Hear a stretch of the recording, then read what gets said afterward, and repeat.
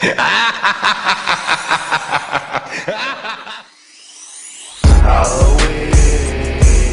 Halloween, Halloween, Halloween, Halloween.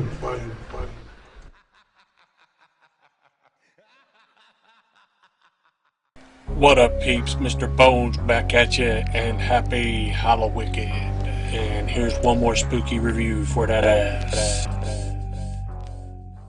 2023's Creeping Death, directed and written by Matt Sampere, starring Matt Sampere, Monique Parent, and Alan Maxon. Tim's mother has brain cancer, but his friends steal a sack, unleashing the She Celtic spirit on Halloween night. They must survive the night or sacrifice their lives to the spirit. The spirit pursues them for the trespass. This movie has a cool opening scene with this guy being a Halloween Grinch, sitting on his porch giving out candy, but he's only handing out candy corn. And these kids come up and they're like, "Ooh, gross, candy corn?" And he jumps up, he's dressed like a scarecrow, and he runs them off yelling something along the lines of being spoiled brats. And he goes inside his house and then immediately gets a knock at the door, which turns out to be like this Halloween demon, which much reminds me of like Sam. If you don't have Halloween spirit, if you're being a Grinch about shit, you're going to get paid a visit.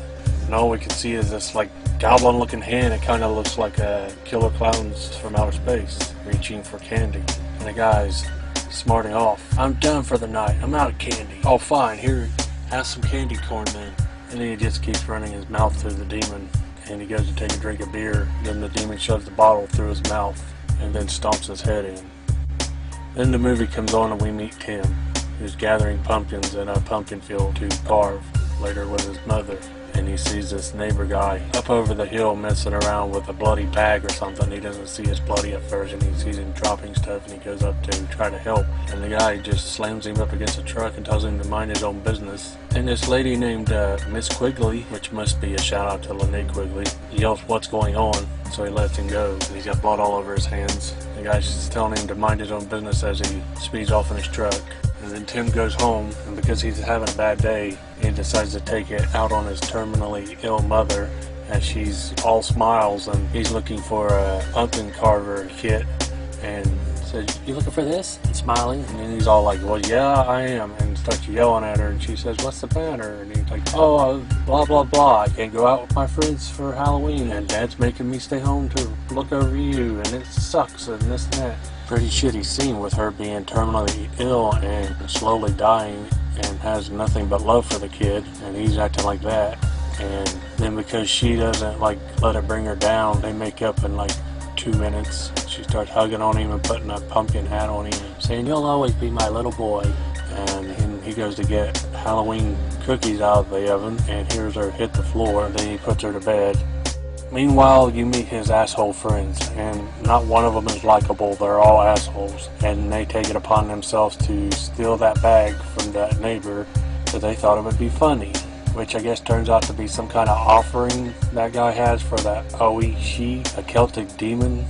And then they decide to go visit Tim and take the shit to his house. They show up where he's there trying to take care of his sick mother, yelling and talking all loud and cursing, and it's like, come on, have some respect.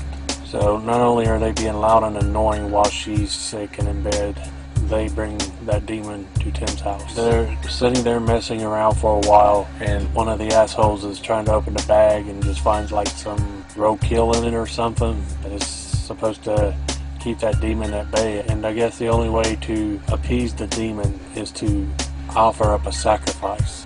And one of his asshole friends actually has the audacity to say that he should go up to the bedroom and kill his mother instead of any of them.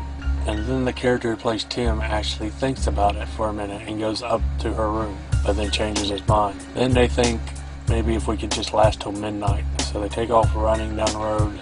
The movie climaxes in a cornfield after all of them are dead but two, and Tim's girlfriend, or love interest, decides it would be, in her best interest to sneak him and stab him in the gut and offer up him. That's true love. And she's running through the cornfield looking for her father, who's a cop that showed up. And then the movie has some sort of like dream sequence in, like, I mean, it's like, is any of this actually going on? Because I can't tell. So Tim's lying there bleeding, and then the movie ends with a scene stilling the end of Friday the 13th, where she says something about a boy, and they say, "Man, we didn't find no boy." And she says, "So he's still out there." It pans to a scene of Tim in an ambulance with his father, and he asks, "Where is everybody?" The father says, "You're the only one we found out there." Which didn't bother me. I thought it was kind of a funny ending, decent ending.